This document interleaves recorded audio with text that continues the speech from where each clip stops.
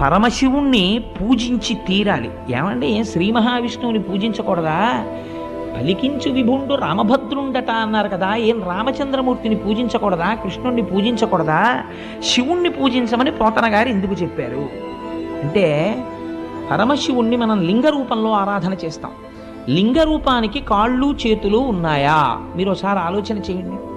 కాళ్ళు చేతులు ఉన్నటువంటి ఒక గొప్ప మూర్తి ముందు మీరు కూర్చుంటే మీ మనస్సు తెలిసో తెలియకో దాని యందు మగ్నమవుతుంది. భయ ఎంత బాగున్నాడో, స్వామి ఎంత బాగున్నాడో అని మీ మనస్సు అక్కడ నిలబడుతుంది. కాళ్ళు చేతులు లేవు, అలాగని రూపం లేకుండా లేదు. రూపము ఉంది, రూపము లేదు. లింగానికి కాళ్ళు చేతులు ఎక్కడున్నాయి? కాళ్ళు చేతులు లేవు. పోనీ అసలు రూపం లేదంటావా? ఏదో ఒక రూపం ఉంది శివలింగానికి. కాబట్టి ఇప్పుడు ఏమైంది? రూపము లేదు, రూపం ఉన్నది. అరూపరూపి. అరూపరూపి అయినటువంటి లింగమును ఆరాధన చెయ్యాలంటే మీరు సాధన యందు ఒక మెట్టు పైకెక్కిన వారయ్యి